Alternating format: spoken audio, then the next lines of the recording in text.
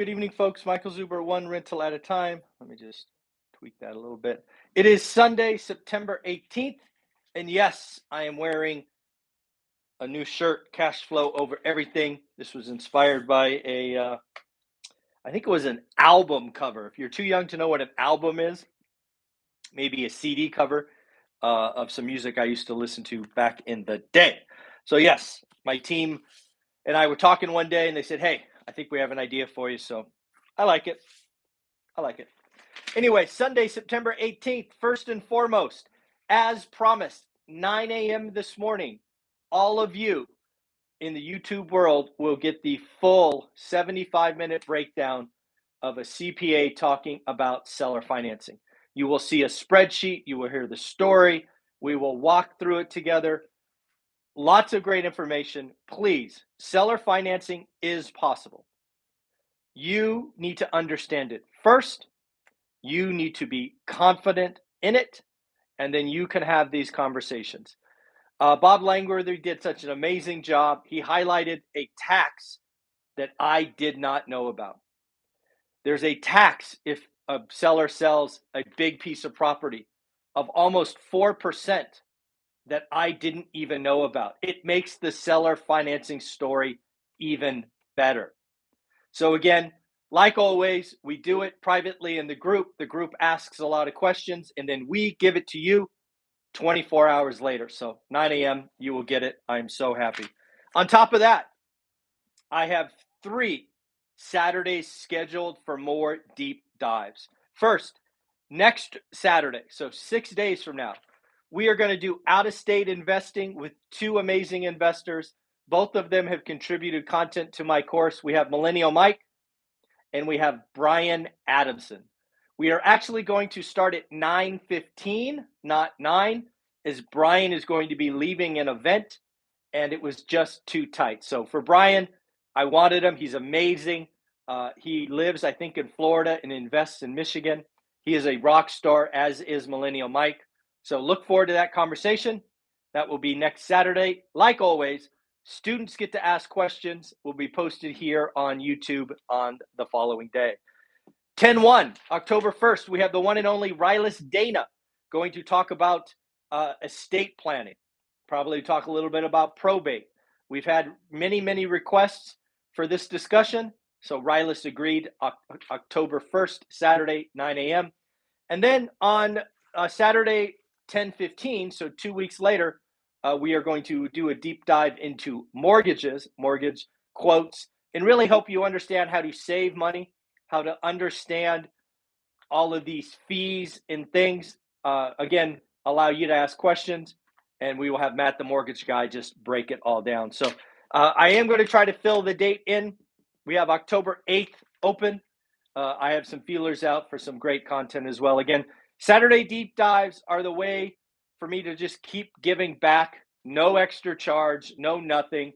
It's just a way for me to learn also, but also to help see where people need help and information. So pretty cool stuff. I look forward to that. There we go. So on to what we're talking about. I've been reading a lot of articles around difference between rich and wealthy. Rich is most often a number. The key thing to really understand, and I haven't talked about this enough, is wealthy. Wealthy is actually not about income. Wealthy is about margin of safety. It is about options. It's about choices.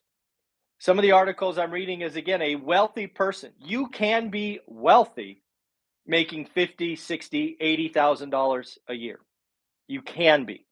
It depends on your choices, your living standard. How much are you living below your means? What do your assets look like? Do your assets pay your bills? Things of that nature. But again, I think all of our goals should be wealthy. It's not about flash. It's not about things. It is about having choices and options. And I really think that's important. I read an article yesterday. Fund managers, think Wall Street, hedge funds, private equity, they are sitting on record cash, which is really weird because, again, a lot of the consternation, a lot of the debate that I've had with Wall Street guys is, why are you guys always so bullish? You have a natural bias to buy. Sitting on cash is okay. Yes, I know that cash is being, depreciated because of inflation, but that's a moment in time. Why is it always, you got to buy stuff? Well, turns out they have record cash. Record cash, what is the number? I think it's 6.1. Yeah, 6.1%. The highest level in 2 decades. 2 decades. Yeah. So again, fund managers are on a record pile of cash for one reason. They see risk and they see future opportunity. Folks, at the macro level, the next 15 months are going to suck. At the micro level, you are going to be able to buy assets at discounts, on terms, whatever that is. Please don't give up. Keep doing the work. Keep being 1% better every day. Existing home sales come out Wednesday. I did a video that I just recorded. I will post it probably 11 o'clock this morning, giving you my take on existing home sales for August. I actually wrote the numbers over there so you can hold me accountable. Existing home sales on Wednesday, the expectation is 4.7 million. Let's rewind the clock to last month. Last month, you remember me coming out going, it's going to be bad, it's going to be horrible, and it was. Existing home sales in July were down 5.9% in 1 month. They were down 20.2% year on year. Prices went up 10.8% year on year. The expectation from the experts is that transactions will go down more. Like many times, I am going to call the other side. I believe the August transactions are going to go up from July.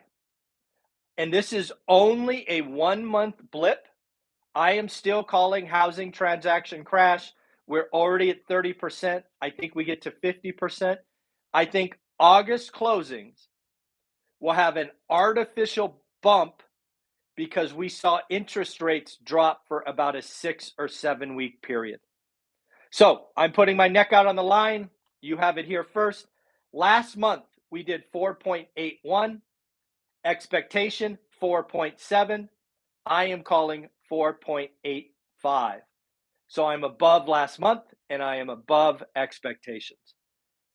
More importantly, price. Last month, median home price, I believe, was $403,000 and 403.8. Again, I think we're going to see an artificial bump because of the interest rates. I am calling 405. Again, feel free to let me know what you think below. Remember, these are national nominal prices. They are not adjusted for inflation. And then finally, the most important number for August is not transactions and it is not price, in my opinion. It is days on market.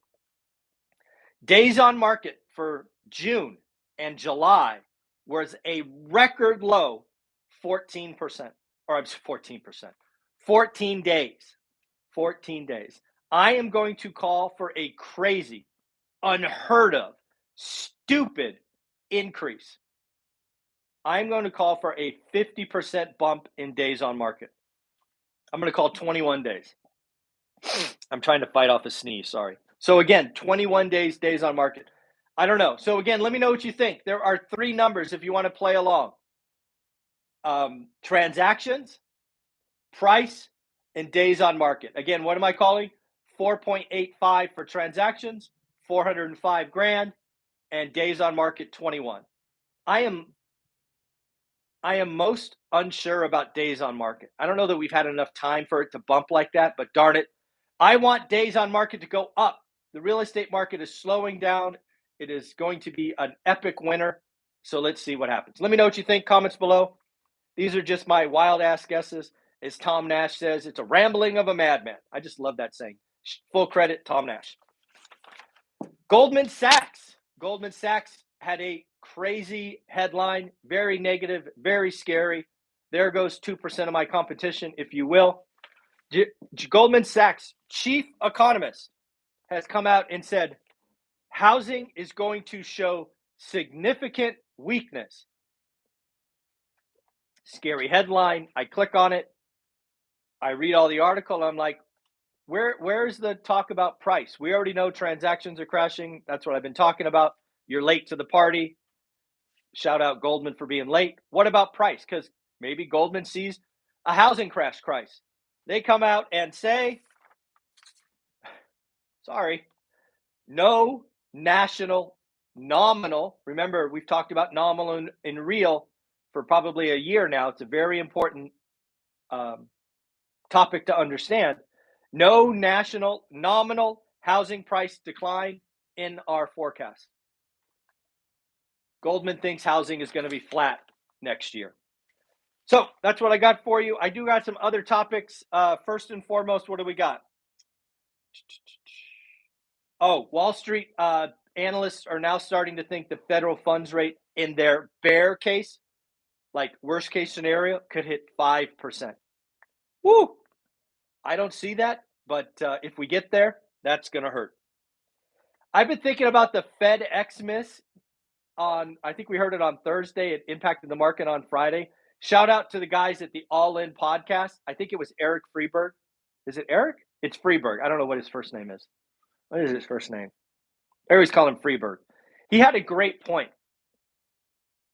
Perhaps FedEx miss is a lot more about execution. Right? I think the natural stance after the call, kind of the gut reaction was, hey, 60 or 70% macro, 30 or 40% company. So hence the macro pain will be felt by others.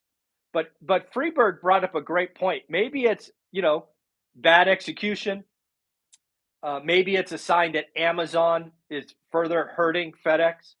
And I think it was Chamath that said, hey, maybe they just overinvested. Maybe a new CEO wants to lower the bar so we can get over it later. So I don't know. Maybe FedEx wasn't the warning of the macro demise. But again, I think when I go back and think about it, it's like Asia struggle, Europe struggle, America, okay. I don't know. It's going to be very interesting to see how Q3 earnings go when they start to roll out. And that's what I got for you. Let's do a couple of things.